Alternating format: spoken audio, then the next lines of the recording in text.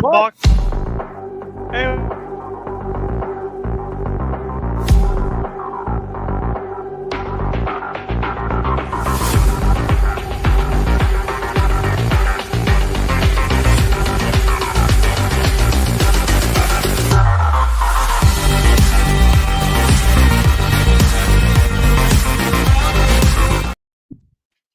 Good evening, sports fans around this big, beautiful blue marble we call Earth in whatever city you may live in. Welcome to episode 183 of the VWU Sports Podcast. I'm, of course, the owner.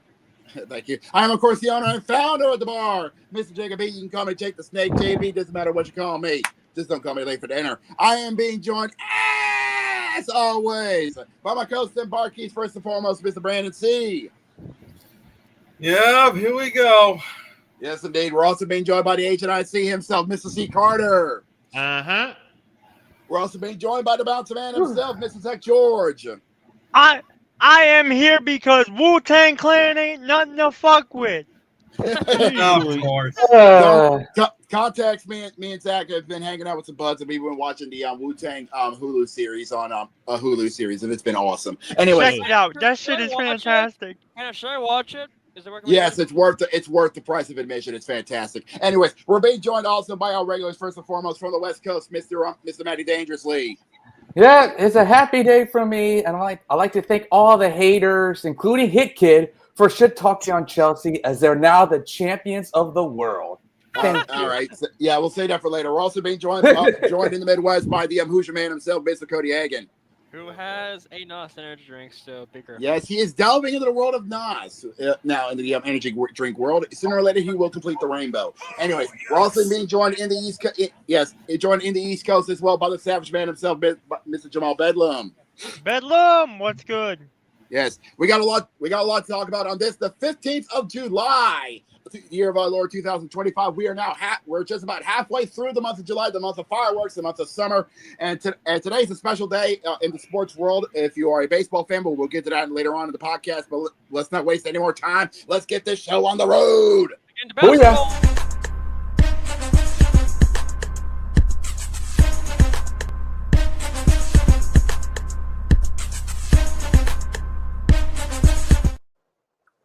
Yes, the days continue to count down before we hit the preseason of the 2025-2026 NFL season, and we got some more news to come through to the off season of the NFL.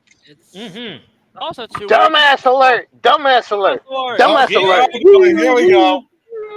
All right, who's on the dumbass radar? Hey, Cincinnati, you are on the dumbass alert. Well, I got this. Because for some reason, you still haven't paid Shamar Stewart his contract, and you had people panicking about him going back to Texas A&M to play for another season there, and then to go back to the NFL. Oh, really? Luckily for you, someone confirmed that he's just heading back there to practice, and he has intentions on playing in the NFL season. Which sounds like to me, pay him his money.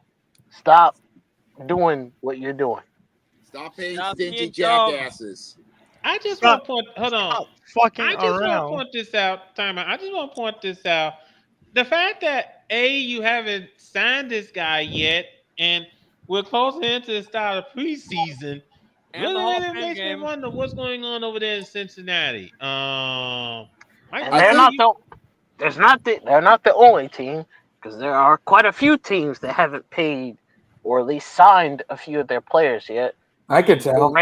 The Ravens being one of them. Unfortunately. Oh. Although, considering who it is, I'm not too surprised. I do have another question though. Yikes. Is Trey Hendrickson signed by Cincinnati? No. Apparently, there's rumors of him being traded. So, Wow, they're still talking Jeez. about that. Let me just first of all start off by saying, we feel your pain, Jose. Yeah, we know your pain, Jose. We know your pain. Oof. Sorry to hear that, Jose. Yeah, I just want to. Let me also point this out that you gotta wonder about Cincinnati. I'm pretty soon there's gonna be nobody there that's gonna play defense for the Bengals. I've heard of Swiss cheese defense, but I never heard of desert defense. The last hold on, I just want to bring this up. The last time I saw something about gaping holes, it was by accident. Whoa! Hey, Hold up, real quick, boys. I hate to do this, but I just remembered tonight is family game night. I gotta go. oh, Understandable. that was quick. Understandable. We'll see you later, Zach. Yeah, it's have all fun, right. Zach. Thanks for do what you gotta do. jumping in when you can. Mhm. Yep. See yous, thank yous.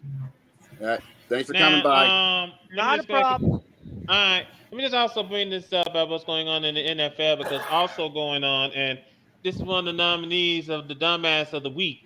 Apparently, there's some kind of collusion. Yeah, there's some kind of collusion between the NFL and the NFLPA concerning the concussion situation. Hey Carter, can I say this? Oh Yeah. jeez! Oh why? Why is the NFL worried about this? Oh why? I don't know why. How many times have we been worried about one or two people that have almost died? One almost died. We all know this from the Bills. Damar Hamlin. He And then didn't there's have a one of the concussion. Dolphins. He did not That's have a different. concussion.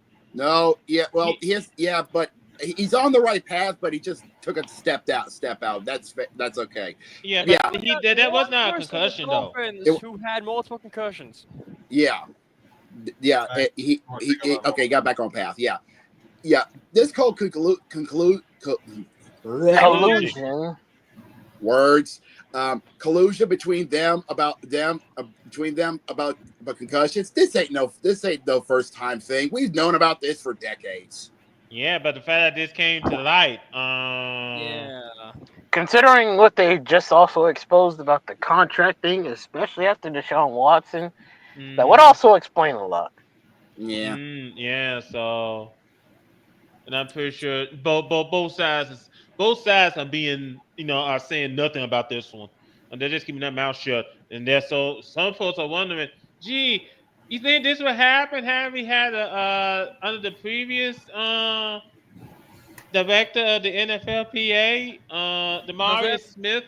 Jose brought up I a good forgot the new point. one. Jose, Yeah, Jose put up a good Jose- point here. Look what Jose Yeah. said, guys. Yeah, There's yeah. no Look at middle the ground for the concussion protocol. Look at the case for Brady and Derek Carr when Tua got concussed. That's what I was talking about, Tua. yeah. Okay, he wasn't talking about. You had your players mixed up. Okay, that's fair. To a takeover on Lord. I just want. It's just that it's disappointing that we're seeing this in the NFL. I said it once. I will say it again until it never rings true ever again. Money talks and bullshit walks. Speaking of money Hold talking, on. Uh-oh. I mean, the Saints would know a thing or two about concussions. Hello, Chris Olave. Fair's okay, fair on Jacob, that. admit Fair's it. You set yourself up for that one. fair enough. I did my throw that. Hold on, gentlemen. Yes, Time out. Hold on. Speaking of money walking, we got some contracts that were signed. Yeah, Oh. I got this one. Because I actually have the things pulled up. One of them is in Kansas City. Kansas City's guard Trey Smith. This is from a couple of hours ago. Has agreed to the Chiefs for a 4-year, $92 million contract extension. It is now going to be known as the highest paid guard in the NFL. Let's see here. It was a historic deal. A 4-year, $94 million deal. I guess Yahoo was off by $2 million. Yeah. And then we got. Sorry. Hold on, Carl. It says the Kansas City Chiefs accomplished their final major objective for this offseason, reaching an agreement with white guard Trey Smith on a 4-year, $94 million contract extension, a record-setting deal that makes him the highest-paid interior lineman in league history. Yep. This deal also $7 million guaranteed. Most money awarded to Carter, NFL guard. you're off your mic. We can hear that. You're going in and out of the mic for some weird reason. I don't know. Okay, I Can think y'all it's hear working me? right now. Yeah. Yeah, Okay, you're good. you're Okay. clear right now. I have no idea what's wrong with this microphone. Probably need to get a new headset. In there. Yeah, but I think that obviously, wow, $70 million guaranteed. $70 million guaranteed, and some tells me a lot another chunk of the rest of that is going to be in incentives. Yes, I think so too. Yeah, that makes Now, a lot of sense, also, honestly. yeah, We also hold got on, Jacob. go ahead. Also, we have another deal. I was just about to go into that actually. Yeah, same too. Yeah, this is going to New Jersey with the Jets. New This Jersey. is a big one too. The big one too. So you might need to Garrett get the Brinks truck. Wilson. Well, actually no. This is not going to Fourth Garrett Wilson. This is going to year. Sauce. This is going to Sauce Gardner. Believe it or not, Sauce Gardner is becoming the highest-paid cornerback of all time. He's signing for a 4-year. Get this, $120.4 million. Yeah, bring it in. Well, hold on, Jimmy, because I got you Oh. beat. Because Brandon brought up about Garrett Wilson. He got a 4-year, $130 million extension. $90 million. Let me just go get. Yep. The deal includes $90 million guaranteed. Yeah, $90 million guaranteed. Oof. Yeah. $13.75 million. Yeah, so that's saying something. With a Yeah, $20 the million Jets option are. bonus in year 2. Bring it in. $2 million Bring option it in. bonus in year 3. Big money coming through.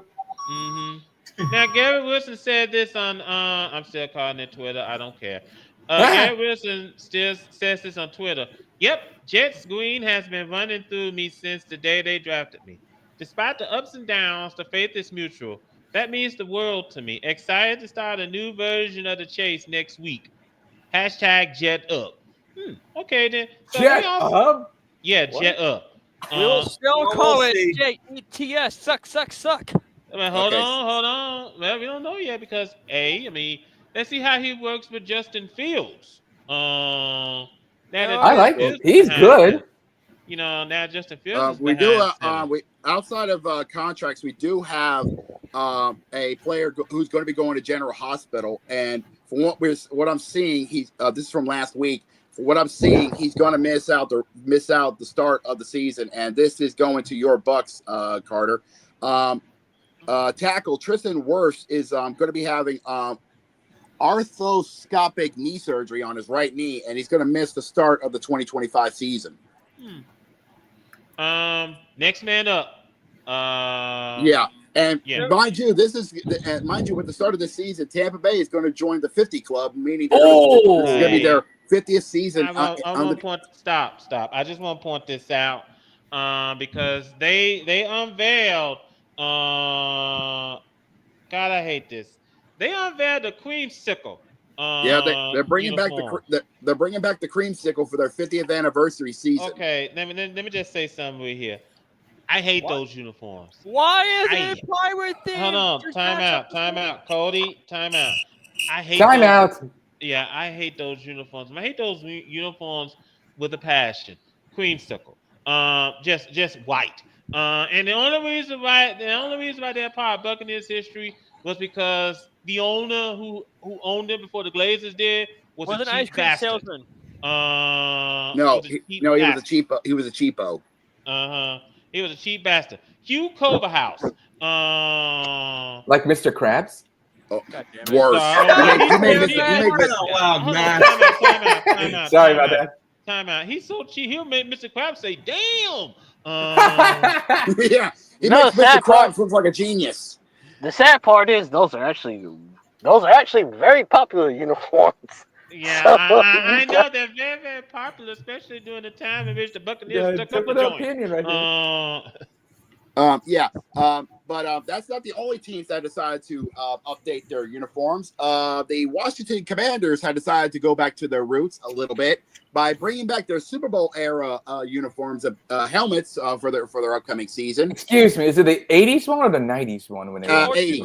It's the 80s when they had the hog guard. The dominance. Yeah. Now there is one more piece of NFL news. I think there is. Hold on, Cody.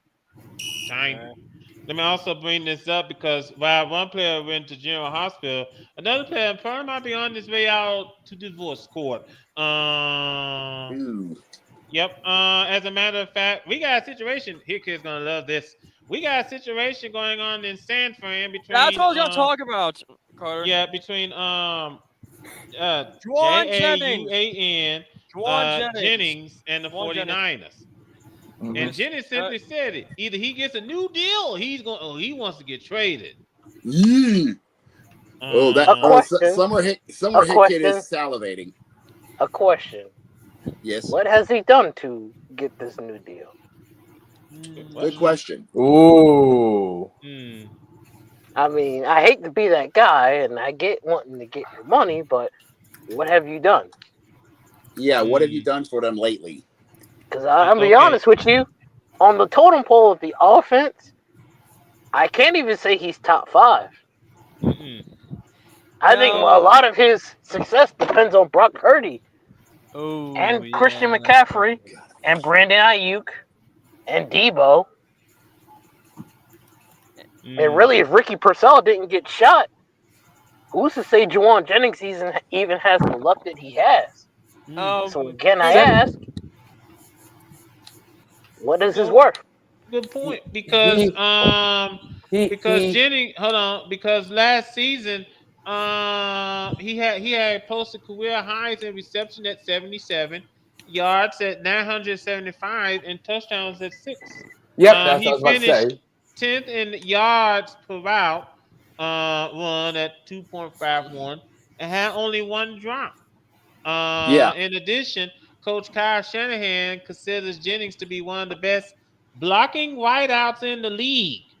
Well, gotta get your money talk, 49ers. Yeah, but the thing is, is easy and simple, and Jamal has a point. The 49ers pretty much have a long totem pole. And also, the context of who was missing. Again, Brandon Ayuk, Ricky Purcell, Christian McCaffrey. There's a reason why he was as good as he was, because he didn't have other people taking those opportunities from him. What happens if those people are healthy now? Yep. And another thing, hold on, Jimmy. And another thing to consider is that Brandon Ayuk is scheduled to make close to $25 million this upcoming season under the extension that he signed back in last August. So this is gonna be before the preseason. Yeah, Jennings is picking more like during the preseason. Jennings is picking a bad time to ask for more money. If I bring something up, and Jamal, I'm gonna go back to Ohio. This is connected to Ohio. Hold on. Well, there is a couple of people who are gonna be excited for the preseason. There is one rookie who will not be making it, unfortunately. Didn't we talk about this? Did we talk about this already? The Bengals one? No, Browns. Oh, Browns. Okay. The Julian's case. We got an update, or Quinton Jenkins, another AFC North running back, being an absolute dumbass. Yeah. I heard about this. Yeah. He was arrested on charge of a misdemeanor. Yeah. And apparently domestic abuse, which... Sorry. Sound effect error. He was arrested Friday in charge of touch or strike battery / domestic violence, according to the Brown County. Yeah, we get it. We saw it. We got the whole thing. My soundboard being a dumbass. I just want to point out to any NFL player. I mean, geez, don't be stupid. You find something a little bit more constructive to do during the off season besides getting yourself in trouble and be on headline news? Are you that bored? Are you that bored that you can't play video games in your gaming room to play Madden or college football? We are assuming a lot here. Yeah, fair enough. We are. Fair enough. And you know what they say about assuming. Hold on, you know what they say about assuming. You're assuming something. You're making an ass out of you and me. So there you go. Before we head out of the NFL, I have one more piece of news to report. It's kind of a good thing, actually. I'm going to head back to DC here. to the Commanders. They're going to be retiring the jersey during the regular season. And it's going to be during the November 2nd game against the Seahawks. They're going to be retiring Art Monk's legendary number 81 during that game before the game starts. Oh, okay. Speaking of uniforms, well, yeah, hold on, gentlemen, because we do have some sad news to report. And we had to report on the passing of, God, I'm not gonna butcher this, Luis Sharp. Yeah, Luis Sharp's sad passing. Yeah. Mm-hmm. Yeah, so we had to report on his passing. Let me see if I could. Yeah. the Former Cardinals. Cardinals left tackle Luis Sharp. He has died at the age of 65. He played all 13 of his NFL seasons with the Cardinals when they was in St. Louis and Arizona. He was. Cardinals man through and through. His widow Tamika Williams Sharp shared the news of his passing Saturday on social media. Oh, With deep sorrow and abiding love, I share that my beloved husband, Luis Sharp, has passed away. She wrote per the Arizona Republic. His strength, love, and faith were a light to all who knew him. I am grateful for every moment we shared and for the many prayers and kindness extended to our family. Though my heart is heavy, I trust that Luis is now resting in God's eternal peace. Please continue to keep our family lifted in prayer. Born in Havana, Sharp grew up in Detroit and became a first-round pick, 16th overall in 1982 out of UCLA. He started all 189 of his regular season games with the Cardinals and made the Pro Bowl in 1987, 88, and 89. Wow. Go Bruins. So we send our deepest condolences out to him. The Sharp family. Rest in peace. We spoke about the Commanders. Terry McLaurin is frustrated by the lack of contract talks. Oh yeah, I heard anything about him. Now, unlike Jawan Jennings, McLaurin actually has a reason. Because he's been their number one wide receiver, and he's been their number one wide receiver for some pretty garbage QBs. Mm-hmm. So this one, I have no issue with. Get your money in this case. Mm-hmm. Yeah, more than this one I'm okay. This one I'm okay with. He's earned the right to get that money. Yeah. Also, I'm gonna also bring this up that he has made it clear he's not pushing for a trade. He wanted to stay in DC. So and he has made that very clear. Fair. That's fair. Agreed. Pay him his money. Honestly, I hope that the new owners actually live up to their end of their signing deal and actually get him a good contract. Well, hold on, Cody.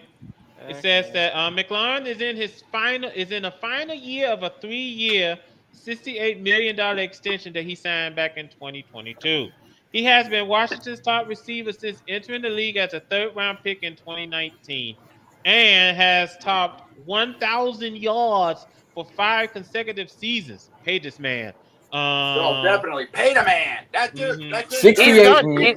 Five 1,000-yard seasons with a multitude of bad QBs. That's incredible performance. Pay the man. Pay him his money. Pay him his money for sure. Can you make it 69 million? Yeah. Oh no! Oh, nice. Before we even Brandon's baseball for the win. We're going to go into source news from Ian Rappaport. The Bears are signing GM Ryan Poles to a contract extension, keeping him in Chicago for years to come. Okay. Let's see how that works for the Bears. That's enough. We'll stop right there. I think Also, quickly, 1 second. The Chargers got a new uniform. Mm-hmm. I love it. They brought back the good old navy blue. Also, one that hasn't been mentioned already, former NFL QB Teddy Bridgewater. That will bring the dominance of the week soon. Hey, Jamal, that we're gonna save for dumbass of the week. Yeah, trust me. Fuck all that. Get it out right now. All right then. Okay then. All right then. You're the man. Hee-haw, hee-haw, you stupid motherfucker. Are you dumb? There we go. Thanks to Jamal. Let's do it. Teddy Bridgewater, you are this weekend's No, No, It's slow. Hey Wrong Cody, way. this is why you slow down when you're in the bus. Yeah. He's not the No, dumbass. It's It's not Florida Florida high that's the school dumbass. athletic thing. Yeah, Yeah. it's Florida. Let me explain the story. Former NFL quarterback Teddy Bridgewater has been suspended from his position as a high school football coach in Miami for allegedly providing impermissible benefits to his players. Bridgewater confirmed his suspension by Miami Northwestern in a Facebook post Sunday, but said he remains committed to his alma mater. The suspensions came from Miami Northwest, and it's impossible to suspend someone who doesn't work for you. So if I'm suspended from Miami Northwest, I'm free to go to another school of my choice, but I'm not going anywhere. And if it comes down to it, I will volunteer from the bleachers like I used to in 2018 and 2019 when no one had a problem. Bridgewater led Miami Northwestern to a Class 3 state championship in his first season as the coach in 2024. He returned to the NFL in December to serve as Jared Goff's backup with the Detroit Lions, but he did not appear in a regular season game. In the playoffs, he completed his only pass attempt for 3 yards in a 45-31 loss against the Commanders in the divisional round. Bridgewater posted earlier this month on Facebook that he paid for Uber rides, meals, and recovery services for his players last season. He asked fans to donate to help cover such expenses this year. He said in a post confirming his suspension that he self-reported the payment to Miami Northwestern. The Florida High School Athletic Association confirmed to Rivals on Monday that it is gathering more information. Bridgewater played for six NFL teams from 2014 to 2024, compiling in a 33-32 record with 15,120 passing yards and 75 touchdowns. He made the Pro Bowl after an 11-5 season with the Vikings back in 2025. So it was the school that suspended Bridgewater. Yep. So, congratulations, Miami Northwestern and the Florida High School Athletic Association. I am choosing them as the dumbass of the week. I'm not even bothering with the Yes. rest of the shenanigans. Yes. I think that let me just break this down for a little bit because Teddy Bridgewater, out of the kindness of his heart, I love what he did. Yeah. helping his football players. Yeah.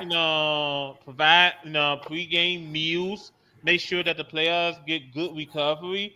And you mean to tell me they go punish him for that? For caring? You go punish him for giving a Establishing the damn? better unity? Yeah. Hold on, Matt. You go I'm punish sorry. him for giving a damn? You know what, Miami Northwestern? You deserved the dumbass of the week. Most You earned definitely. it. Congratulations on winning this. Here's the trophy, you morons. Yeah, I mean, and that's now. Like I said, it's just frustrating to me. And you know what? I'm not even going to tell you about the results because the results were overwhelming and went straight towards straight towards this story. So congratulations, Miami Northwestern. You are in week 2's dumbass of the week. Nice work. Congratulations. Nice job. Landslide. Yeah, nice job. Now let's go ahead and move on to the next topic, which I do believe is ground ball. So let's go ahead and just move on Head off to the the courts. Yes. Let's go ahead and just move on.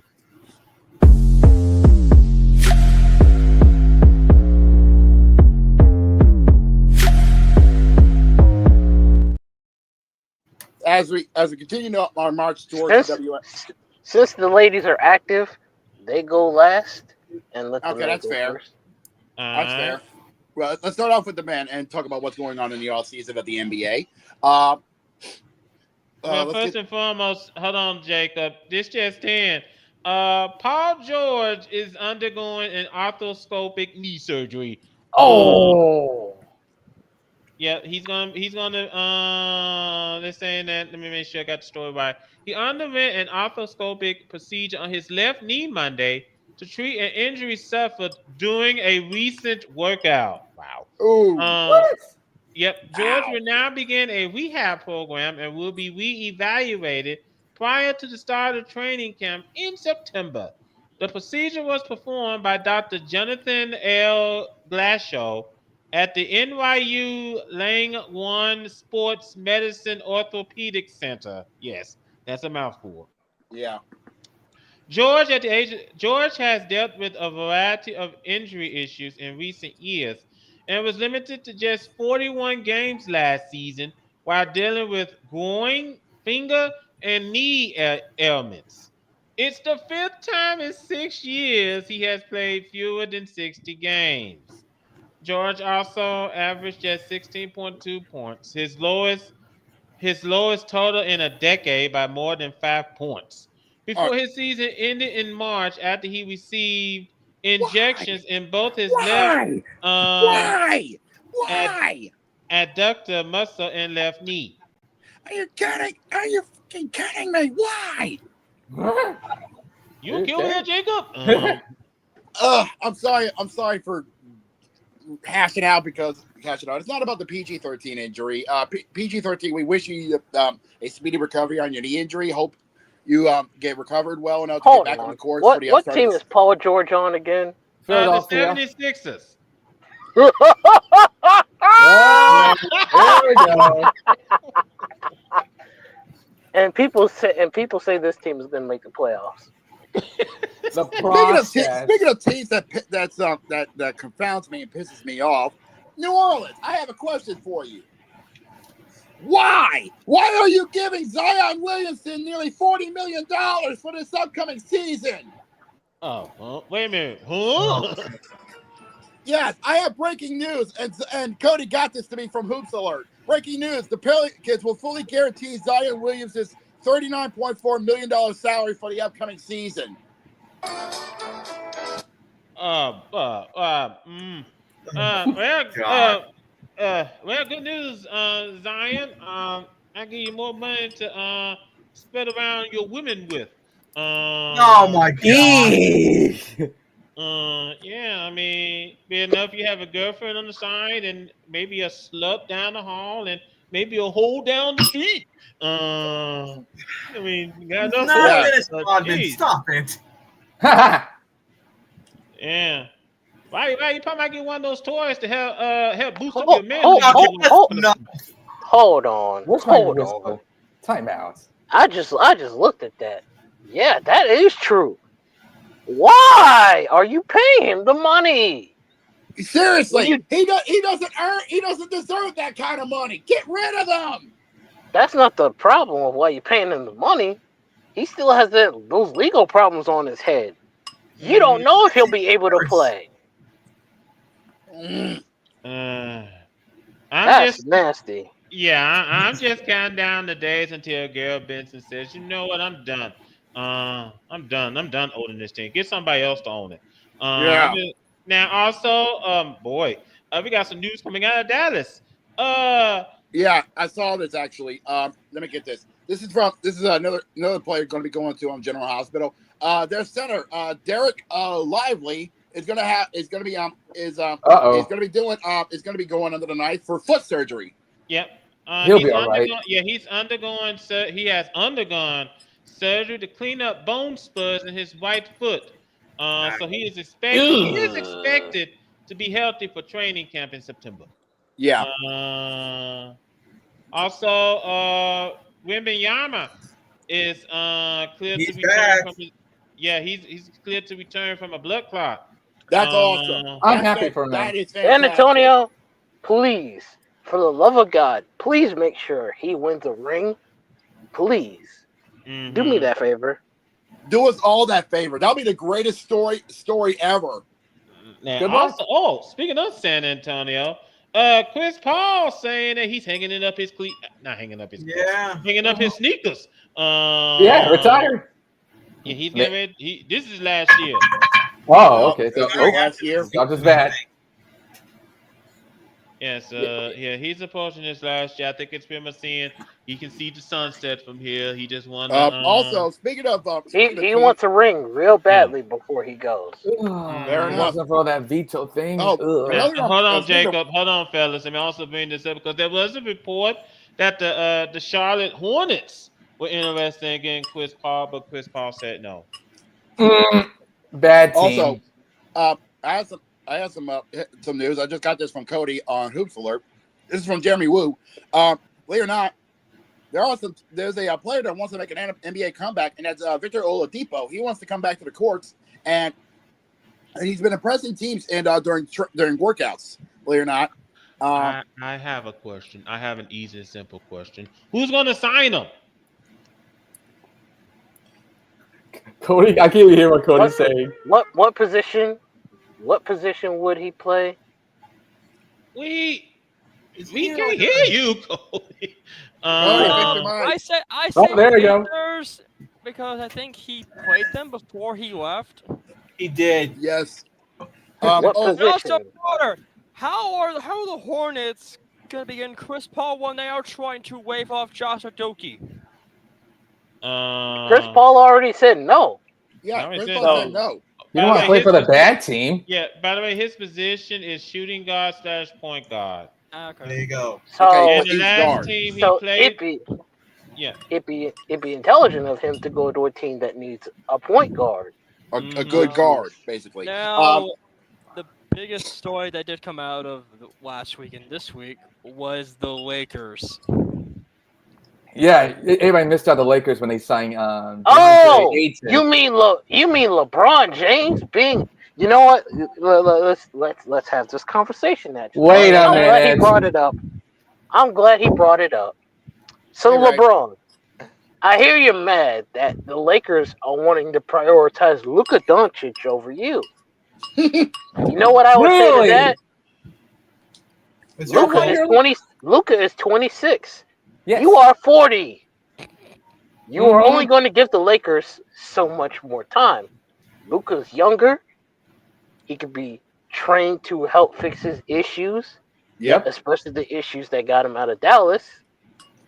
And you are only going to be around for so much longer. What point does it really serve to keep you around when the Lakers could just let you go? Jamal, It's not like you've delivered anything for the Lakers outside of that one championship. Yep. You only won one title. Thank you for everything, LeBron. And by the way, LeBron, since we're having this conversation, it makes me very befuddled with you because you're a very irritable player. I think you get overhated, but I also think you motivate people to They hate hate you. a lot. hey Like, Jamal, chill out. you want to know the craziest part, the ironic part? You know how Luka was in the Dallas Mavericks and he left to go to the Lakers? he didn't lead. He was traded. No, he was traded. Remember how Luka was traded to the Mavericks? Guess who was the top winner of the LeBron James sweepstakes? The Dallas Mavericks. If it happens. Whoa. Stop. Because now you're jumping things up. Seriously. Number one, he was traded to the Lakers from the Mavericks, and now I'm still to this day don't understand how in sense here they still ended up with the number 1 overall draft pick. Speaking of that, they shut down Cooper Flag for the rest of the It's not a summer big league. deal. It's just a preseason. Yeah. Although I think they have a good feeling of they might be on to something with Cooper Flag, which tells me they might have a playoff run on them as long as they stay healthy. Might, yes. Yeah, I could definitely probably see Dallas getting into the playoffs, especially if Kyrie Irving progresses well on his recovery and Antonio Davis stay healthy. Davis. Anthony. Davis, excuse me, could stay healthy. Hey, If Dallas stays healthy, they'll be a problem. If they don't stay healthy, good luck. Yep. Speaking of people who are rehabbing in injuries, that'd be my boy from Indiana, Tyrese Halliburton. Yeah, he is rehabbing from that torn Achilles. Guess what he's now doing? Yeah, I heard about this story. It's kind of kooky. honestly. Well, I Now mean, learning how to mod a WWE 2K game. He's going into the world of 2K modding. And What is this world? he just added in the Indiana Pacers player TJ McConnell and Ken Shamrock here. That's funny. Oh, for Hey. God's sake. to move on from the innocuous Yes, to the sorry. WNBA. Yeah, Let's get to the let's flip the script and get to the ladies, because ladies are getting are we still on the road to the All-Star break, or are we have we Yeah, we're passed on the that? Yeah, as a matter of fact, I do have an announcement about the All-Star Weekend coming up. Caitlin Clark and Sabrina Ionescu, they're going to headline the WNBA three-point contest. Ooh. Yes, let's go. Yep. As a matter of fact, the All-Star Weekend is this coming weekend.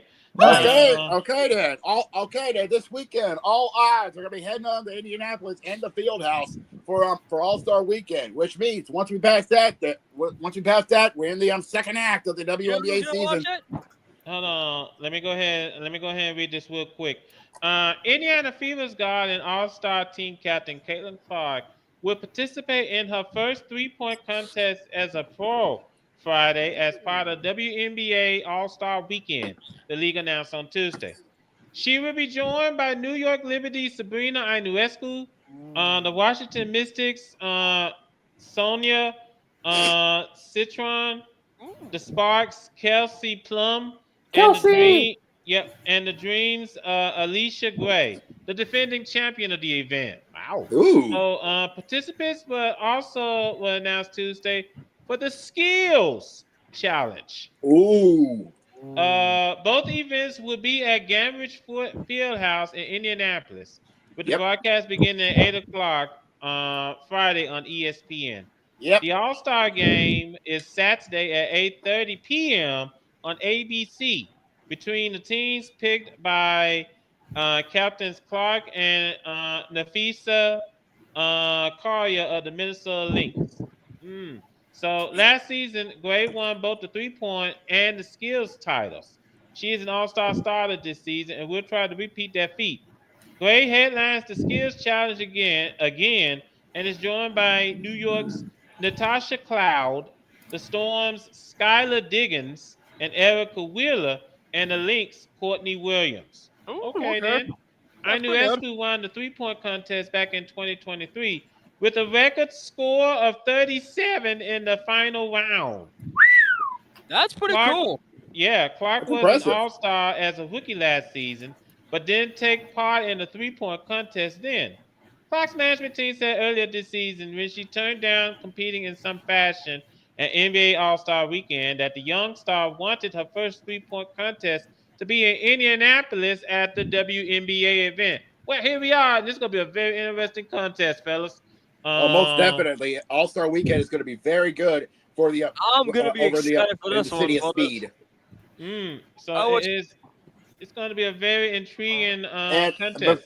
before we get to All-Star Weekend, we still got this week to go through. And before we run down tonight's schedules, we do have some big news to talk about, and that is to our new girls that's coming in from the Land of Timber, and that is the city of Portland, and they have now announced their team names, their brand new team name for the upcoming season, and they decided to go back to their roots, believe it or not.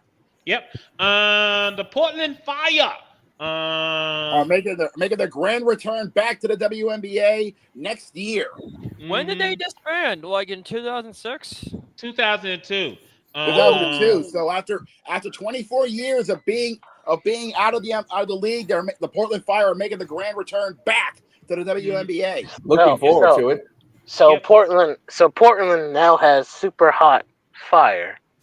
Yeah, they've been like yeah. that since Hey, 2000. at least I didn't say a joke. Let me just bring this up. That's a pun, but I yeah. mean, Yep. Let me go ahead and bring this I'm up. sorry. As a city that has long championed women's sports, Portland is ready to reclaim its place in the WNBA and reignite its connection to the game on the world stage. Portland's interim president, Claire Hamill, said in a statement, "We are thrilled to complete the journey of bringing professional women's basketball back to the Rose City while honoring the legacy of the original franchise to blaze a new, bold path forward. Now, the Fire's logo basically looks like, you How it see, was back looks like the then? roof. Hold on. Looks like the roof of the Motor Center back then when it was known as the Rose Garden. Yeah, the Rose Guard. Yeah. And basically, it looked like as if it looked like a flaming rose. And there It's, I we it's a liked have. it. nice. It's a nice nod to the original name Ro- of the a fire rose, of if you will. Yeah. like that. So I think that it's first of all, I like the way how they did it. So next season, the league will be up to 15 teams, especially with the arrival of the Toronto Tempo and the Portland Fire. And of course, as has been announced in 2028, we will see Cleveland. Yep. I'm not sure. 29, we'll see Detroit, And then and 2030, we will 30, get Philadelphia. absolutely. Now, I'm still a little bit disappointed that we won't see the Houston Comets, but sometimes that's coming. That's going to be coming on a little bit Yeah. further down the road. Beggars can't be choosers, but sometimes patience, as a famous TV chef once said, our patience will be rewarded. That chef better not be Gordon Ramsay. That's all I'm saying. It's Alton Brown from Good Eats. Hold You don't on, know Alton Brown? What's wrong with Gordon Ramsay? Have you What? seen Hell's Kitchen? He's got you there. Kitchen But Anyways. Yeah, I have seen Hell's Kitchen. Have you seen him? Have you seen him around kids? It's actually pretty nice. Yeah, actually, Yeah. he did season Master Chef Junior. yeah, fair enough. But before we get to the games, we do have an injury report. And this is kind of a shock, and this is kind of a bombshell to be dropped. Angel Reese is going to General Hospital. And this is just some breaking news because she has been ruled out for tomorrow's Sky Dream game due to leg injuries. Oof. Yeah, this is yeah. Nasty work. One of the better rebounders on that team is now not available. It's a heavy Yeah. blow to Chicago. Yeah, that is a blow across the bow, if I ever had to say so. Yes. But anyways, we only got a couple games tonight as we are marching towards All-Star Weekend. And I'll kick this off if I can. you got this one in for you there, buddy. Please do not fuck up the team names. Tonight in the TD Garden, the home of where Boston is, we got the Connecticut Sun going up against my Indiana Fever, who are on a 2-game win streak. Interesting to do it in Boston instead of at the Mohegan Sun. Interesting. There's only one reason how come this game is in Boston at the TD Garden. Caitlin Clark. Of course. Anyways, and then rounding out the festivities in Los Angeles. Do they do it at the Staples Center or is it at the Kia Forum? It's at the Crypto.com arena. It's now Crypto.com. Yeah. That still twitches my eye. So you're still at the Staples Center. Thank you. Yeah, the LA Sparks will be playing host to the Washington Mystics. Well, I just want And so far, those are the only 2 games tonight, which is shocking. Yeah. They're getting themselves ready for the All-Star weekend coming up this weekend. Bingo. So I mean that's saying something. I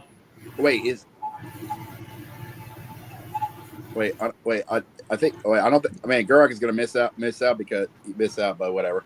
Yeah. So So both games, and of course the Fever Sun game is going to be on ESPN because he has Peyton Clark. Meanwhile, the Mystics Sparks games for our Sparks girls, for our Sparks fan, it will be on Sportsnet Los Angeles. For the Mystics, it's going to be on Monument Sports for our local fans. Or if you have YouTube TV. True. If you have YouTube TV, the WNBA does have that TV deal. And it's also on like Prime as well. Well, some games are on Prime, some games are on Ion Television, some games are on the U. Just depends on the day. On the station. True. Anyways, anyways, but yeah, some good action tonight on the courts. So don't be afraid to check it out if you have the time on your side. And he has some multiple screens on hand. Mm-hmm. Let's go ahead and move on to the next topic, gentlemen. Yes, indeed. It's time for us to sort of head across the pond.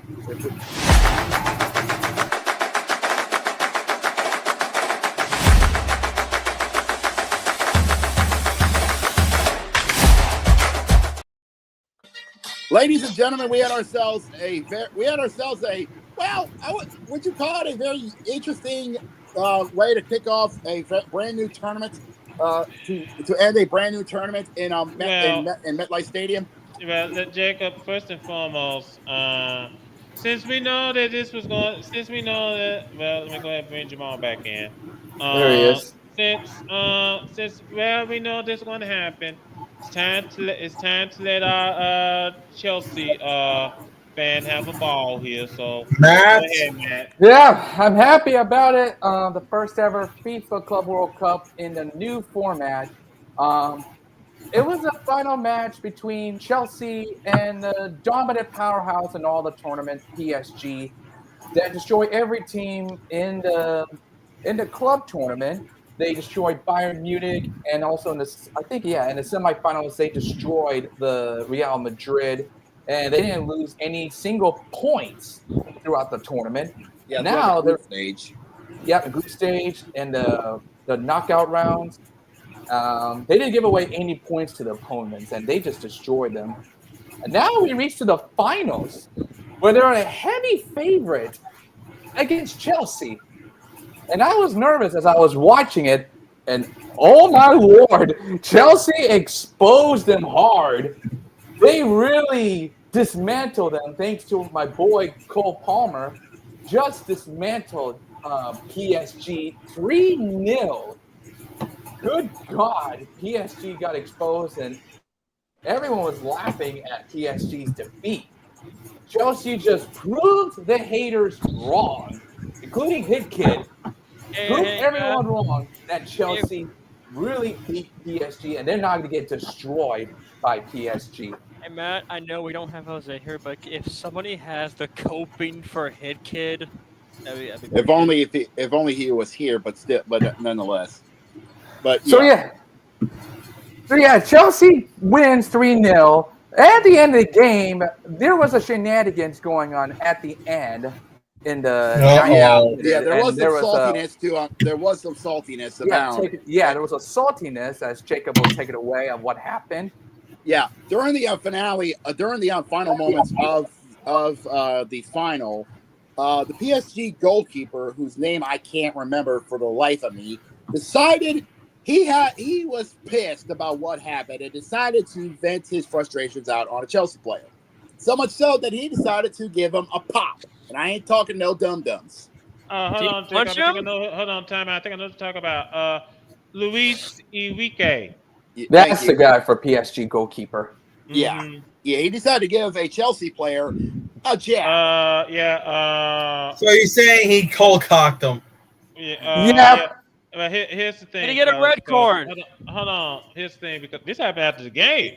It was after the game. Yeah, he was pushing and slapping. Oh God, this name's go hard. Joao. Joao. Yeah, the new boy from Brighton. He pushed him and slapped him in the post-match scuffle at the Club World Cup. Did he get suspended or fined? They're planning to suspend him or fine him after this. Yeah, that's coming. That is coming. So, that is incredibly salty for him. Incredibly salty. And unfortunately, the controversy. No, let me say this: lack of sportsmanship. Right. The controversies didn't end there on the pitch because such a whiner from PSG. Because once we got to the trophy set ceremony, things got a little weird. How weird was it? I'll put it to you this way: we had an orange man there, and he wanted to be God, okay, hold on. Nope. There will be no Trump mentionings on this podcast. That's all. Not humoring this conversation. Moving on. Yeah. Yep. Yes, Well, bottom line. Let me just put it this way: the president was there in attendance. Crowd booed him. He was still there.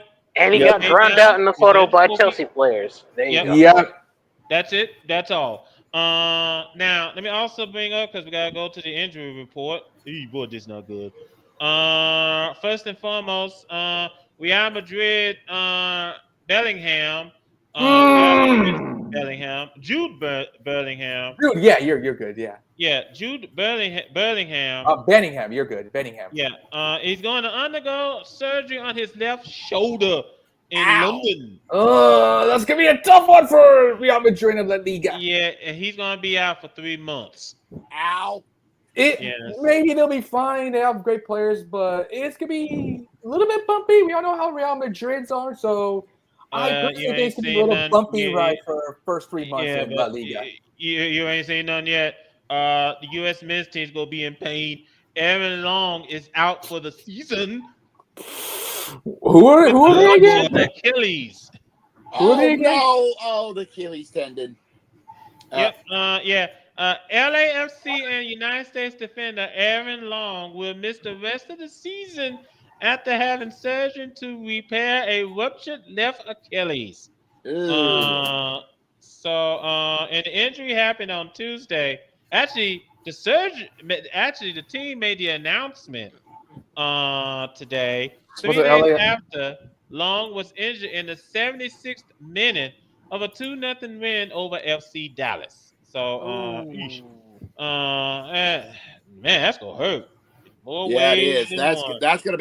That's a good shot. Now, also, the MLS players, they're getting the boost. They have secured the boost in World Cup prize money. So, Nice. Yeah, there were many MLS players who was a part of the Club World Cup, believe it or not. Mm-hmm.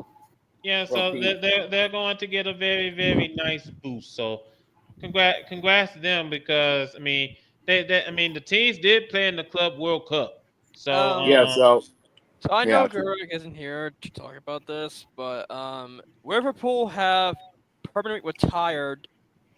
Oh yeah. I like that move. Diogo Jota. Jota's number.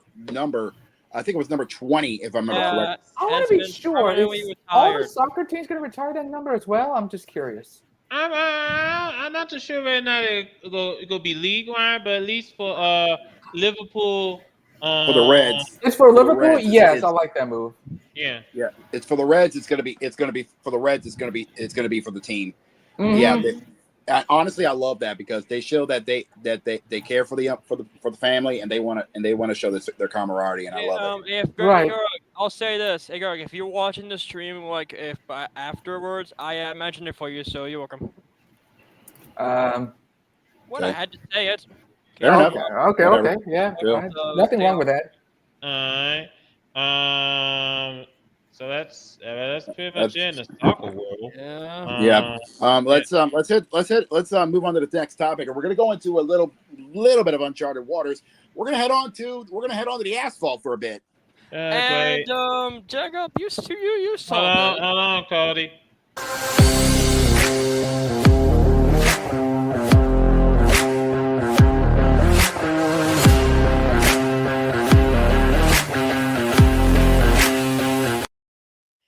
First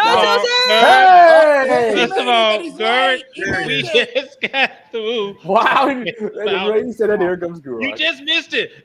I said his name, and he appears. I believe in Doug Henry. Can we? You just missed it. I had dishes to do. He was doing dishes. Okay, that's understandable. So what did we talk about? Okay, so we talked about the Club World Cup. We talked about some injuries that were happening, and we talked about Liverpool retiring Jota's number as well. I brought it great. up. So. Yep. Yeah. Okay, and I discovered that that Carlos Heel has been added to the MLS All-Star game roster, which is good for him. But he's since he's the only player on the team that's actually giving a fuck. By But, the way, who yeah. are the hold on? Who are MLS All Stars playing against this year? The Liga MX All Stars. Ooh, MLS versus La Liga MX. Interesting. Yeah, All right, I like La that. Liga Mexico. I like that. All Yep. right, then let's All go right. ahead and let's go ahead and go to the races real quick. Yeah, we're not going to talk about Formula One because, like we said, they're on summer break to the end of the month for the Belgian Grand Prix. But we are going to talk about IndyCar because over the weekend they had not one but two races over the weekend over in the Midwest over in Corn Country, aka Iowa. One of them had an actual fucking tornado. Yeah, they had a delay because they actually had a tornado near Iowa Raceway. Oh boy. Go Yeah. figure. But it didn't last long. But thankfully, the tornado didn't hit the racetrack. Thankfully, and races continued, and the Iowa. Let me say, Jacob, I watched one YouTube video in the past talking about there was a tornado in the area in Iowa, and that was like a long time ago. Yeah, and but thankfully the races went on, and believe it or not, we had the winners of the Iowa doubleheader, and Alex Palau took the first win of the Iowa doubleheader. Actually, it was it was Paddle Award that won the first one. Yeah, that won the race on Saturday, and the Grand Prix took of it Iowa on Sunday. Yeah. Grand Prix of Iowa won, and then Alex Palau took the second one. Mm-hmm. Now, let me also bring this up, fellas. In IndyCar, boy, I gotta take another quick trip to General Hospital. We do have a major injury from IndyCar because man, we got some oof. Yeah. Nolan Segal was not cleared to race Sunday at Iowa Speedway because of a mild concussion that he suffered in a crash the day earlier. The 20-year-old Errol McLaren driver crashed in the first race of Iowa's two-day IndyCar doubleheader. His teammate Pato O'Ward won Saturday's race for his first win of the season, as well as the first for McLaren this year and first for Chevrolet. Wow. Yep. So McLaren chose not to race the number 6 Chevrolet that Segal qualified 5th for Saturday. The team says Segal will continue to be evaluated ahead of next weekend's race in Toronto. Yeah, with the Ontario Honda dealers race on the streets of Toronto, Ontario, Canada, which is going to take place on the 20th of July on Fox. So if you want to watch some awesome IndyCar racing, go head over to Fox and check it out because, like we said, even though they do make left turns on speedways, they also like to go on street circuits and road courses as well. Yep. Also, we got some change. We got some change that happened over at Red Bull. As Christian Horner, it's big. I'll take this one since I am the Red Bull big man fan of Formula One. Yeah, Christian Horner is stepping down after 20 years. Oh, he's not stepping down, Jacob. He got sacked. Oh, okay, fair enough. He got sacked as team principal for Red Bull Racing. So. Yeah, it hurts, but yeah, after what's been going on this season, it makes sense. Yeah, he said, actually, new Red Bull boss, Lauren Nichols, said that it felt a bit unreal to replace Christian Horner and has emphasized the challenge facing him and the team going forward. Horner's abrupt sacking on Wednesday after 20 years on the job brought to an end one of the most successful stints any team boss has ever had in the sport. It hurts, but it is what it is. Yeah, Mikos has been elevated from the company's junior team, Racing Bulls, just 18 months after joining from Ferrari as team principal. The first thoughts are for Christian, Mikos said during the filming day at Silverstone this week. It still feels a bit unreal to be here and not to see him. It would be impossible to underestimate the signs of the achievement that this team has had under 20 years of Christian's leadership. Years ago, when he was the youngest team principal in Formula One, it's unbelievable to see how he's turned this place to the level at which it is now. And in that journey, the many titles and wins. So should be very interesting to see where does Red Bull go from here. So we're gonna have to see if we're gonna be seeing it in just about under 2 weeks, and in Spa as with the Belgian Grand Prix at one of the most not the one of the fastest, but not the fastest, but also one of the most trickiest tracks on the F1 calendar with Spa Francorchamps, because if the Forest of Belgium could talk. You know, because that circuit has seen some crazy shit. Yeah, I'm pretty sure those bulls would thought they're saying no more cars, please. Yeah, they have seen their fair share of speed, crashes, fires, and everything in between. Mm-hmm. Yep, and more skin marks on the road than underwear. Yeah, and here's the thing: the current formation of Spa. You think that's fast? Oh no. The original form was longer. Oh yeah. Yeah, we're talking about almost like 8 miles long. And it was on literal public roads too. Ooh, that'll shivers on your spine. Yeah. Let me just check this real quick. Nope. Okay. I was just checking, make sure that we didn't have any major news to talk about in hockey. No, well, I think we're all caught up and good to go. I think we're all set up and ready to go for the main event. All right.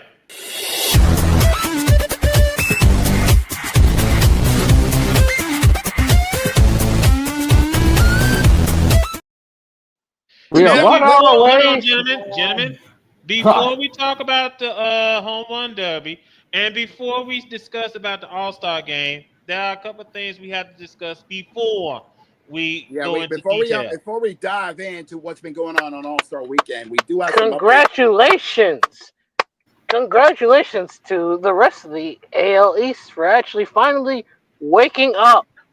It took y'all long enough.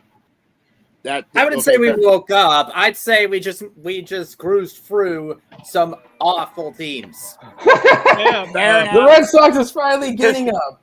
Considering that y'all split with the Orioles, take the clap. Well, yeah, first and foremost, gentlemen. Fair enough. Take a look. Hold on, gentlemen. First and foremost, hats off to the Boston Red Sox. They are on a 10-game winning streak. We're going perfect 10 for 10 in their last 10 games before the All-Star break. Happy day for Gulak. And to be fair, I will say this: and at least they have a winning streak, unlike some other Boston teams. Well, gentlemen, let me also bring this up because the Red Sox are streaking at just the right time because the Blue Jays and the Yankees on a 2-game losing streak. So they picked the opportune time to go streaking in the summer. Oh, look at that! Look at that! The Bronx and Toronto decided to shit the bed at the most convenient moment possible. Who would have seen that coming? Which is why Boston is 3 games behind Toronto for first place in the AL East. Meanwhile, over in the AL Central, the Tigers. Hold on, Jacob. Yes, the Tigers are on a 4-game losing streak, but they're still miles ahead of the Twins in the Central. Yeah, they got themselves a bed spring as a cushion for the AL Central. Yeah, they're about 11.5 games ahead of Minnesota. In fact, the only thing that seems like a competition, and I feel like this is an annual tradition, is for the middle of the pack. You know. Well, here's the thing. Number one, I don't think if you look at the wild card spot, Minnesota's nowhere near the wild card spot yet. Neither Minnesota, Kansas City, or Cleveland are nowhere near. We'll get to that. Yeah, that's fair enough. If you want to know what's going on with the wild card situation, go look out west. Yeah. No, go look out east. Okay, fair enough. Go look out east. I'm about to say Boston, the Yankees, the Blue Jays probably have a better shot of making that whole thing over everyone else. Meanwhile, out west, it is Meanwhile, out west, as Brandon always says every year, don't sleep on Houston because Houston once again holds the reins in the out west of the AL West. Meanwhile, Seattle was right behind them by five games. Houston loves to make the haters prove wrong. And Here's the thing. You gave us that. We made us. Hey, we may have fucked up with the trash can scandal, but you made us wear that black hat. We're taking it in stride. And then they won a World Series right after the cheating season. So guess what? Can't We're say wearing those black hats, and we're enjoying it, bitches. Well, first of all, gentlemen, for Seattle, good God, I mean, they're 5 games behind. They're 5 games behind, but recently they had a game which they want to forget because they had. Let me do this. Let me take it. Jacob, hold on. Let me explain. Because somehow, someway, the Mariners had a 5-0 lead over the Yankees. 5-0, and they was pitching a perfect, well, not a perfect game, but they were pitching a no-hitter going into the 7th inning, and when you know it, somehow, someway, they kicked their fans in the dick so hard that the balls was coming out of their throat. They had a 5-0 lead, and they ended up losing 6-5 in 10 innings. How do you do this every year, Seattle? You have all the talent in the world, including a rare unicorn in a catcher that is dropping bombs like a B-2 fighter plane, and yet you keep kicking your fans in the dick so hard they can't even procreate. Okay, get that violin. Yeah, but Houston, they have a 5-game lead. Now, you want to see a battle, take a look at the NL East because if you want to see a true fight, look at the NL East because outside of the bottom 3, we are seeing a dogfight between rivals Philadelphia and the Mets. You know something? I just want to point this out that the Phillies and the Mets are head and shoulders over everybody in that division. Now, to be fair, the Braves, once again, they are having issues with the injury bug. I feel like that injury bug is taking up residence in Atlanta, and they're like, you know what? I like this. This soul food here. I want to stay. Yeah, I'm pretty sure the injury bug is saying, "Who's staying? Be a shame if you had a team that completely sucks in it." Yeah, it's a nice place. It would be a shame if I stuck around here for a bit. Mm-hmm. Now, so while the Phillies and the Mets are doing battle in the NL East, the NL Central, well, the Cubs, they have a 1-game lead over the Brewers. And Milwaukee, I got to tip my hat to the Brewers because they're on a 7-game winning streak, and they're only 1 game behind. They won 8 of their last 10 before the All-Star break. Along with sweeping the Dodgers. Talk about a bounce back from how they started the season. And they started the season, they stumbled out of the gates, and now they got their stride in before we get to the All-Star. And now they're going to get to the All-Star. They got to the All-Star break. 1 game behind the Cubbies.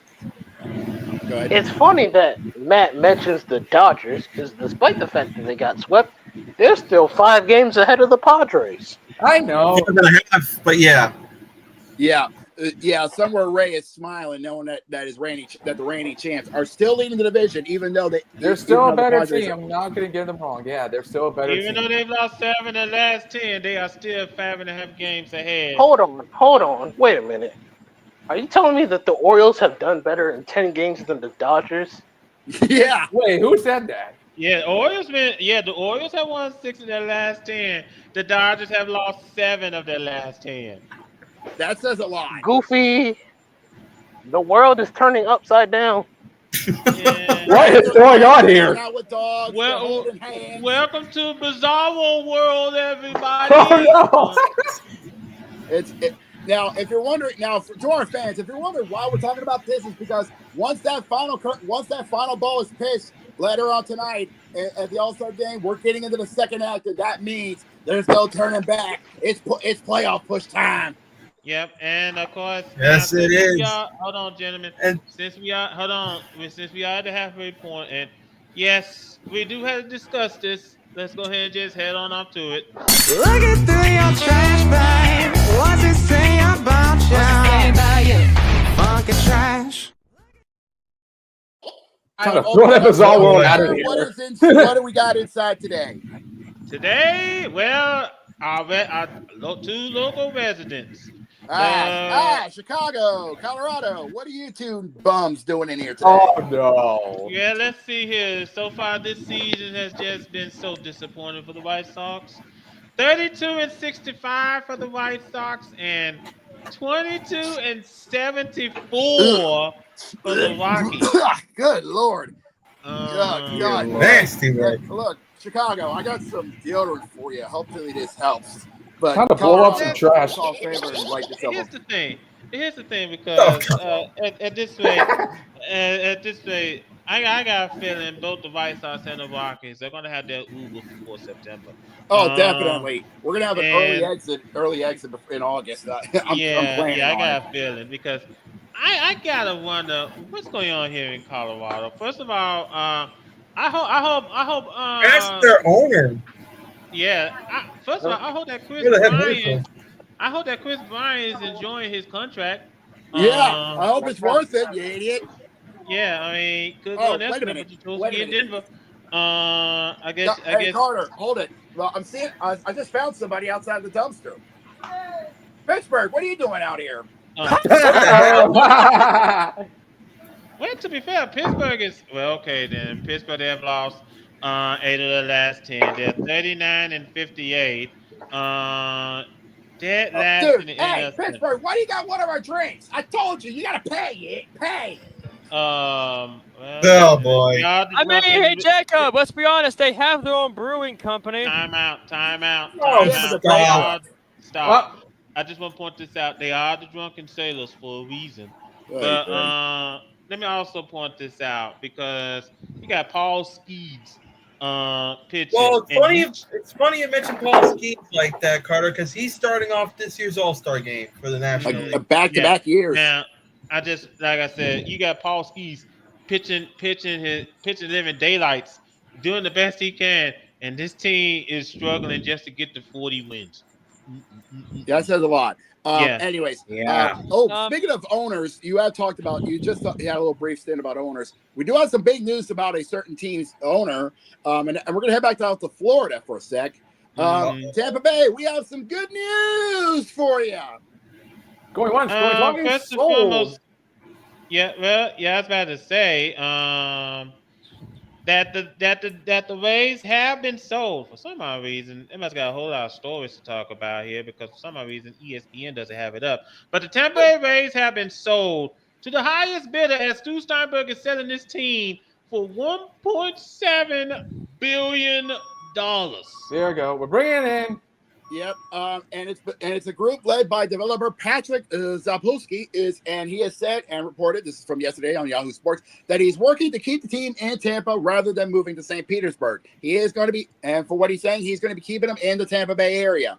Question: will he actually, is the Tropicana field fixable or is it fucked? Well, Well, we do not know. We'll have to see how this new group is going to do with the Rays. Are they going to tear down Tropicana Field? Are they going to build a new baseball stadium? We don't know for sure. We're just going to have to work. We're going to see what happens. Hold on, Jimmy. First and foremost, I think that a new owner opens up the door for a new stadium, possibly in St. Petersburg.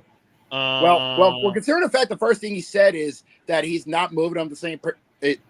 Petersburg, and he said he's going to keep them in the Tampa Bay area. I think that kind of threw that out of the window. Jacob, St. Petersburg is in the Tampa Bay area. No, I meant in the city of Tampa. Yeah. Secondly, they can't stay at Steinbrenner Field forever. No. As a matter of fact, I was about to bring this up.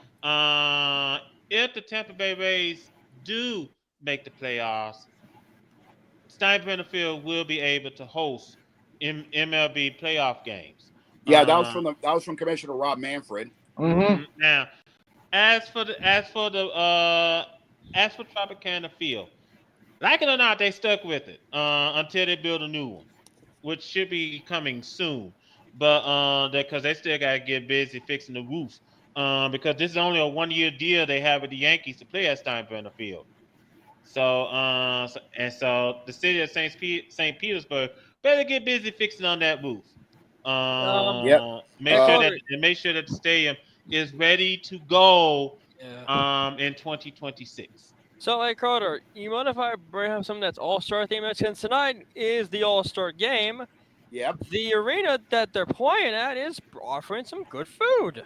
Oh yeah, Truist Park is bringing in some interesting delicacies for the fans in attendance. One of them is a take on a Southwest Tex-Mex meal. It's known as the birria dog, believe it or not.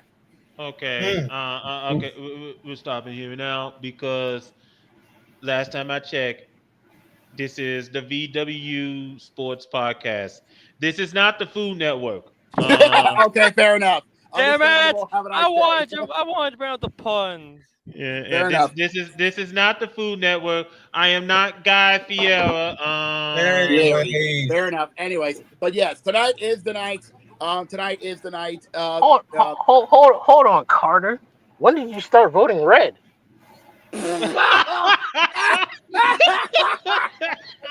I'm not going anywhere near that, dude. Oh Lord! All right. You gave me the easiest dunk I could have had. And he broke the backboard. He broke the damn backboard. Now, hold on, Jacob. Let me also bring this up. Last night in Atlanta, we saw the home run derby. And it was a very productive home run derby, to say the least. All 8 competitors were swinging for the fences at Truist Park. Well, first and foremost, Pat McAfee welcomed, brought out the participants in the home run derby. That he did. And he also introduced a unique trophy as well for the winner in a cool chain. That was not that was a medallion. That's like if it was a chain, hang around a person's neck. You're good. But here's the thing, and it was a great performance. The winner, Kyle Raleigh. Kyle Raleigh makes history. Mariners. Kyle Seattle Mariners. He makes history. First ever switch hitting catcher to win the derby. Yeah. Double whammy on that one. First catcher to do so, and first hold switch on. to do so. Hold on, gentlemen. Is it now time for the home run derby? Excuse me. Yeah. Go ahead, Matt. I didn't watch it. I was referring to Brandon. Oh, since he saw the game. Now, like I said, the way how he got to the second round, he hit a home run 1 inch longer. Than James Wood, yeah. About an inch longer. That's how he got into the next round. But he was hitting the balls out of the place. It's funny getting out measured by an inch. That sounds like a metaphor for this country in some way, shape, or form. Again, I am not going anywhere near that. I'm not saying a word at all. Hold on. I just want to point this out. There's a whole lot of men in this country shaking their heads saying, not enough. Not enough. Yeah, but believe it or not, one of the best hitters of the night in the home run derby was O'Neal Cruz. Dude was dropping bombs. So much. Yeah. I saw him like, is that real? 513 feet. He was, he had the yardstick out there. He was dropping them everywhere. He was shooting piss missiles. Hey, what do you think? What do you think people be calling it cruise missiles for? Fair enough. He had cruise missiles for days. Yeah. I was saying it's overall, though, it was great performance. And by the way, Cody Rhodes was there to give the championship belt. Yeah, he was. He is an Atlanta native. He was there. And MLB had to put other gentlemen in a slow in the post. Yeah. Well, that's beside the point. But nonetheless, tonight is the big night. In fact, the big game is coming up in just under an hour, in just under 40 minutes, between the American League and the National League. And By the way, those awesome uniforms we saw for the home run derby, they are just for the home run derby because we are back to the old school format of everybody wearing their team jerseys for the All-Star game. Now, where is this going to be at? On Fox or ESPN? Yes, Fox. It's going to be on Fox. We are watching Fox. Now, Fox Sports. Anyways, yes. You need to bring up the lineups for this year's All-Star. All right, let's do it. Game on the playlist, and tomorrow is going to be a gray area because there's not going to be no games ever anything tomorrow night. So why not run down the lineups for tonight's? Okay, so which side do you want me to go on first? Let's start with the American? Let's start with the American League. Let's start with the American League. Makes sense. Okay, for the American League, starting off the game itself, from the Detroit Tigers, Gleyber Torres is leading off for the All-Stars for the American League. Batting second also from the Tigers, Riley Green, the left fielder. You're going to see a trend here for the American League real quick here. Keep running down the list. For right field, from the New York Yankees, Aaron Judge. Aaron Judge adds another All-Star to his already growing Hall of Fame list. Batting fourth, the home run derby champion, Cal Raleigh of the Seattle. Oh boy, let's go. Cal Raleigh joining into the All-Star list. Congratulations to Cal Raleigh. Batting fifth from the Toronto Blue Jays, Vladimir Guerrero Jr. Vladdy coming back getting back into the All-Star, adding another All-Star to his bandolier. Congrats to Vladdy. Batting sixth as the designated hitter from the Baltimore Orioles, Ryan O'Hearn. O'Hearn, the Irishman is making is now in the All-Star in the All-Star game. Congratulations! Somewhere Zach is smiling ear to ear. Mm-hmm. Ow. Batting seventh.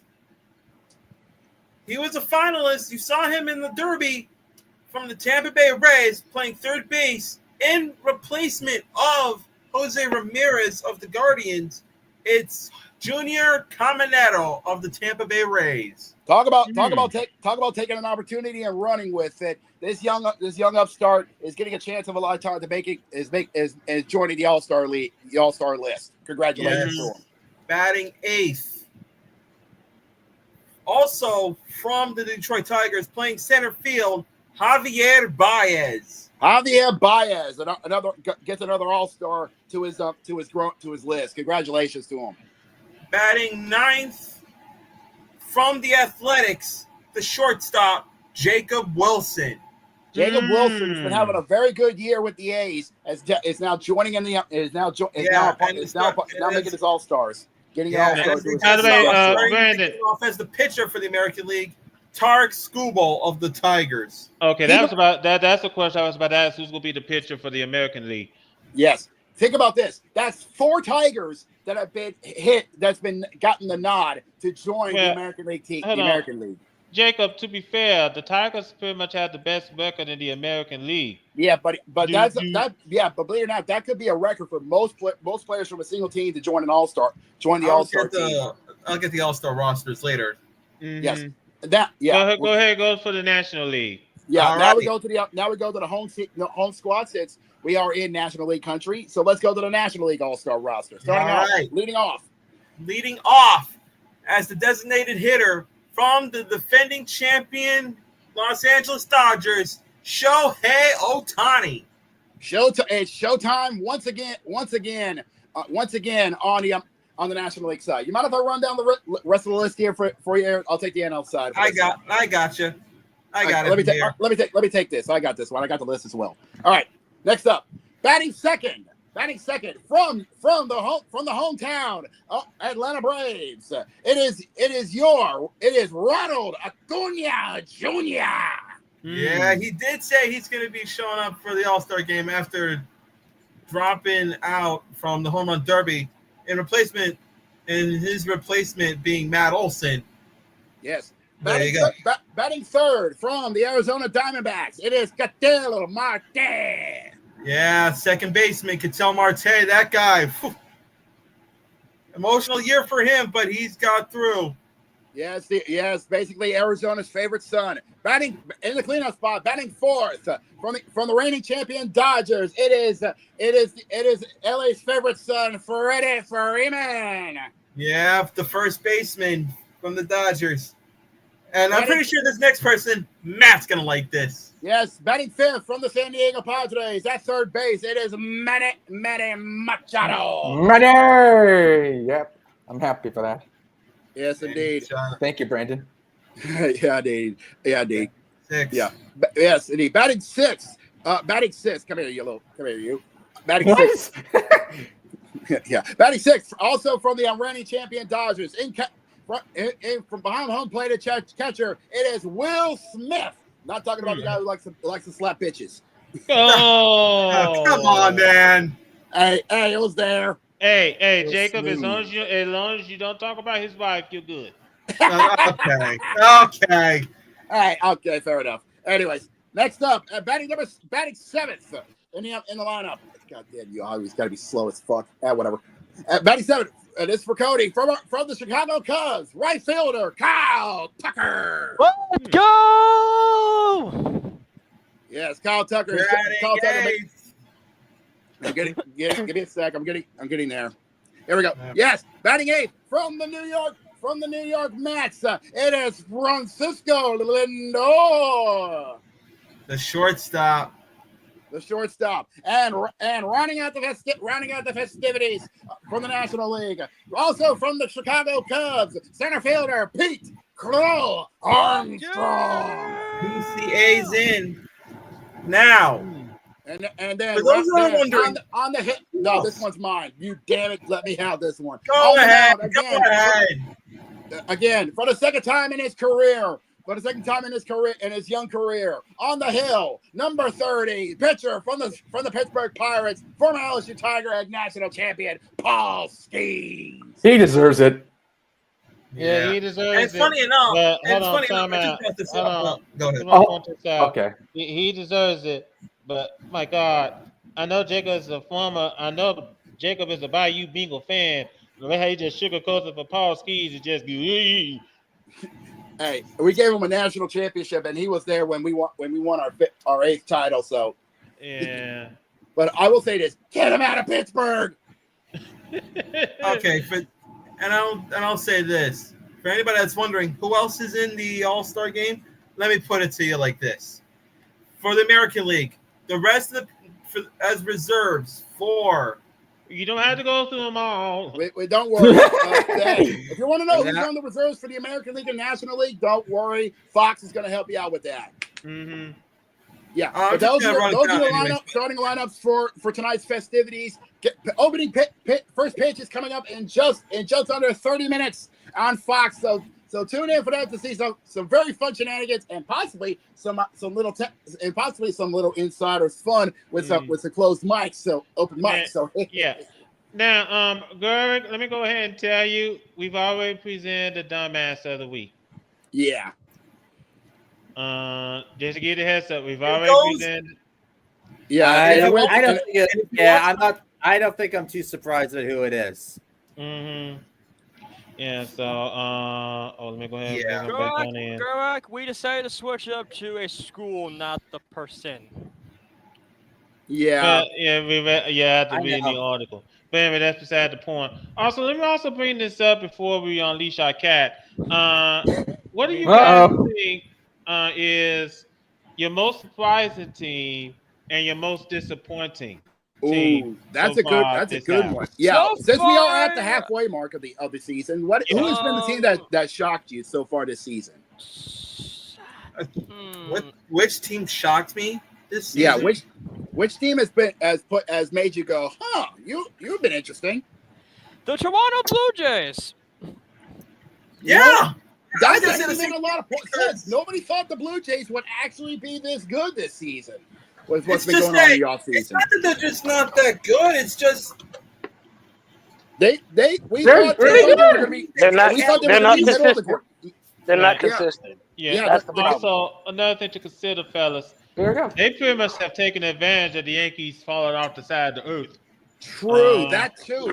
And I've always stated consistency wins championships, and Toronto has taken that to effect. Honestly, The question My is, most can they keep it up? my most disappointing team is obviously the Orioles because you have no reason to have all beat these his high standards ass. and then be bottom of the division. With that young of a core, come on now. I'm. Yeah. You know, They're for still the me, seventh. They're still the seventh oldest team in baseball, so they're not really all that young. Fair enough. For me, Mets, like they've fallen off. Well, The Mets haven't fallen out the side of the earth yet. They're No, fighting with the no, Phillies. they're a half no, game they behind fell down. Philadelphia. They fell down the hill. Hold and on, got up Game there. behind. Someone check the Mets and Cubs record side to side. The Okay, the okay. Mets are 55 and 42. And What's and the Cubs are record? 50 and the Cubs are 57 and 39. 39. Yeah. So they're So- not they're not that much below you. Right. Yeah, They're all How is that a they fall fell- off? I'll put it to you like this: they fell down the hill, but they didn't fall off the earth. It's Right. not even a fall down. Okay, fine. I'll switch it to the White Sox. They're trash. The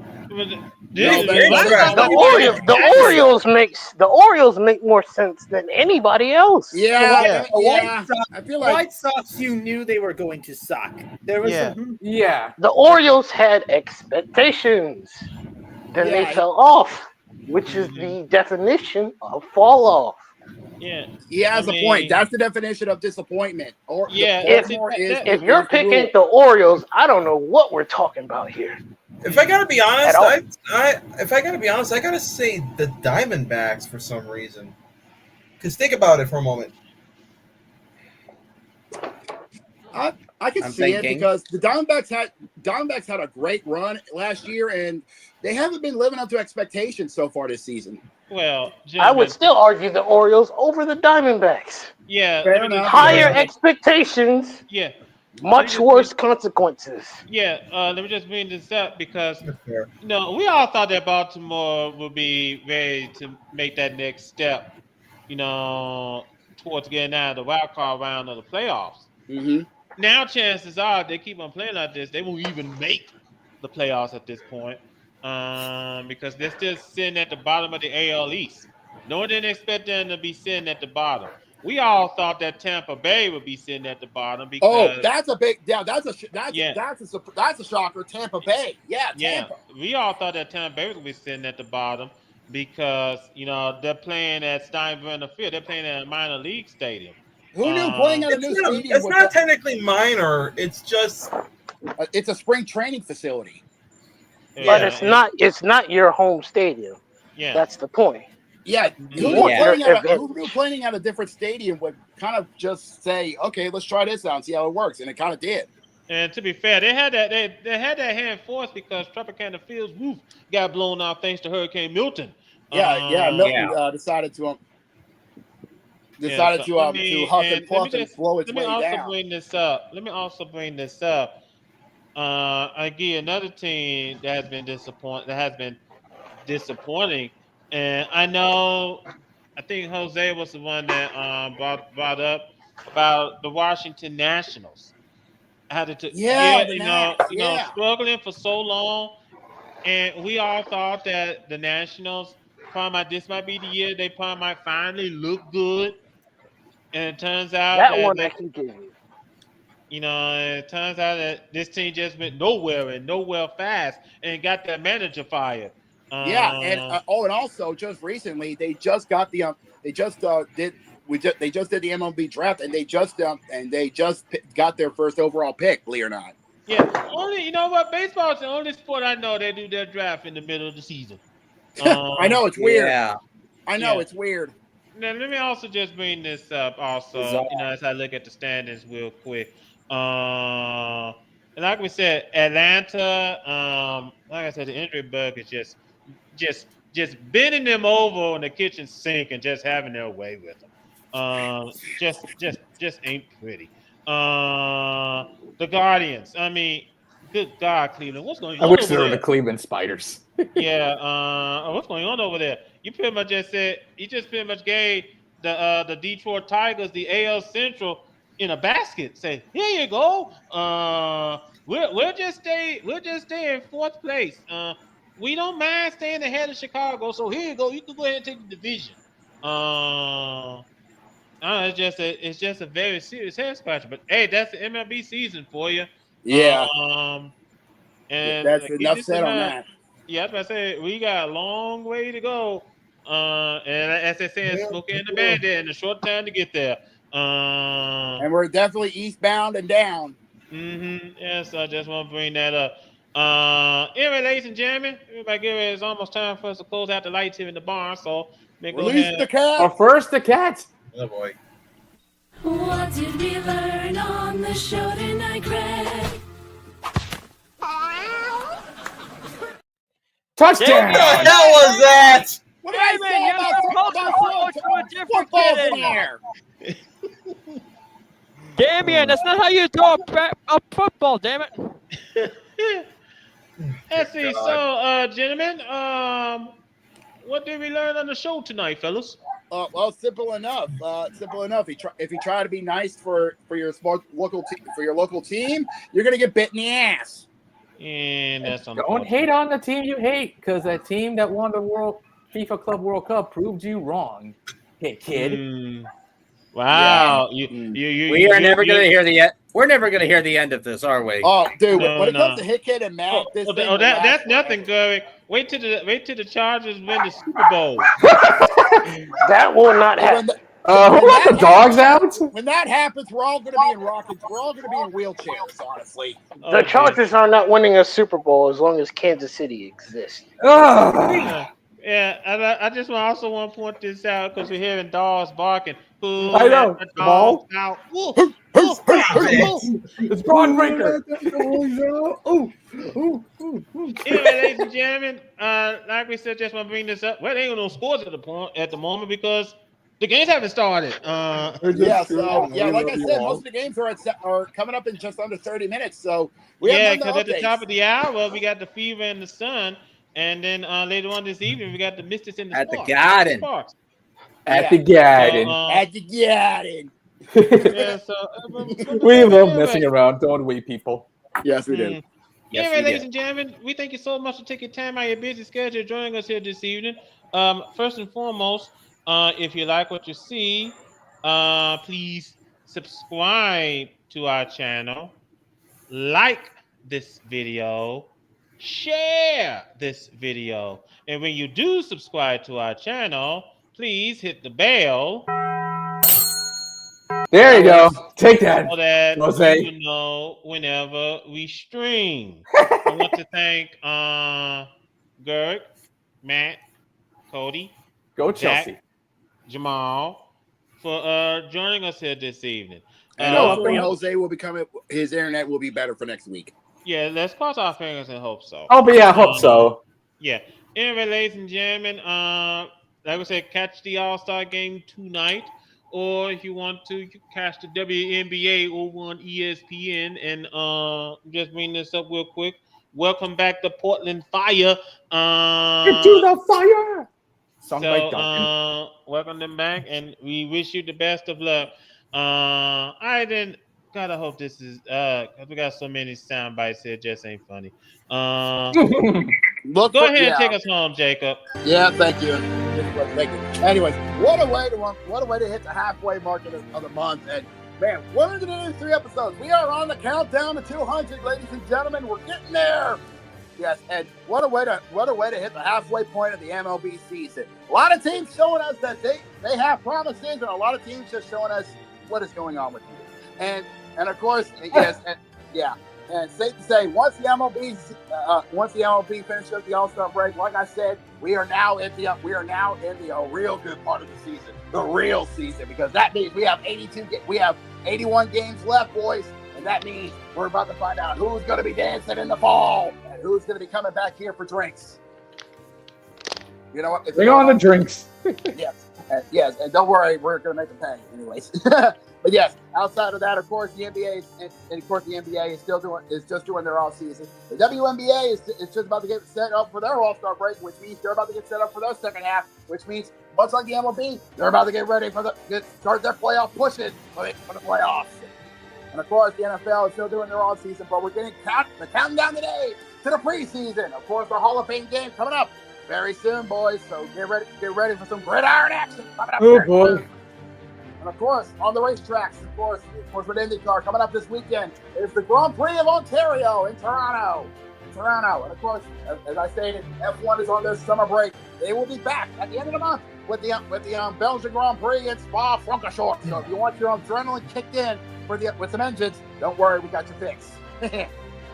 So, and trust me, if you like what you saw with this episode 183, then please do us all a favor and subscribe to the VWU Sports Podcast channel. And if you like this episode 183, then like this video and share it across all social media platforms. That being, of course, Facebook, Twitter, and Blue Sky. We don't touch Instagram and TikTok for two reasons. One, Instagram is too toxic even for us, and TikTok is, well, TikTok. And if you want to be notified when we go live, which is every Tuesday, 6 Eastern, 3 Pacific on our YouTube channel, then please do us all a favor and hit the bell. There you go. Thank you very much. And you'll be notified when it goes Okay, we live. got it. For until then, we need to go get ready for the All-Star break and, of course, some WNBA action. So until then, for my boys, Durock, Jamal, Zach, and Cody, and my boy, Matt. Well, for executive producer next week. For my board, Keith, Brandon, and Carter, this is... I got something for Brandon. Signing off. We will see you guys next week. And... Yeah. Evil! Get out of here with that, man. All right, that's all. We'll see you guys next week for episode 184 of the VW Sports Podcast. Until then, y'all stay safe, and we hope you have yourselves a good night, everybody. I gotta show that to Eddie.